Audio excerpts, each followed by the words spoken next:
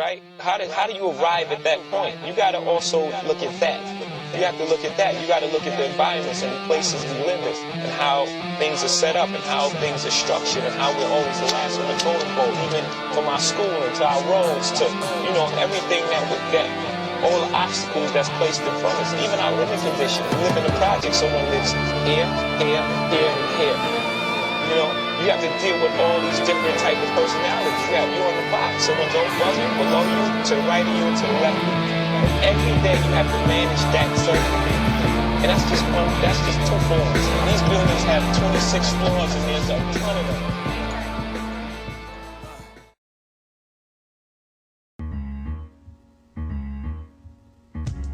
60s and the 50s and the 60s, it was da da da da. It was hanging hallways, singing, harmonizing, drinking wine and beer. That was it. No drugs. Right. It was close quarters, man. Right. So you know you had to switch up once in a while, you know.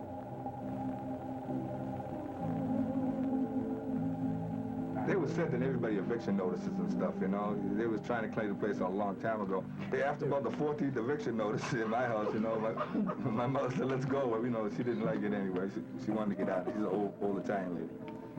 And I broke some windows anyway. They got thrown out, but I didn't go. I didn't leave. I just stayed down there, you know. So I ended up living, I was about 14 years old. I ended up living with his family, Tony's family, which is my family. And you know, just like one of the kids, you know, just in there, you know, better watch the shit, George, you know, clean your feet, do this, do that, you know, and it's my mother. His mother is my mother, you know. My mother, his mother was my mother. His mother was my mother. My mother was theirs. Close, very close place. You go down there now, man, and you see there's nobody living in there. That's what's changed. They boarded the whole damn thing up. In the midst of an economy that was dying.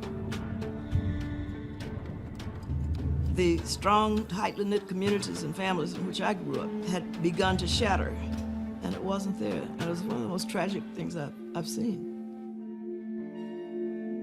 It seemed to me that we were being penalized for being poor. That caused so much anger. Persons that don't have a decent place to stay are willing to take these kinds of chances. Where we live, we're taking chances. This is it. This is out of control, and we are no longer going to put up with it. We're not going to tolerate this anymore. I said, as tenants, we've got to draw a line and say no more. No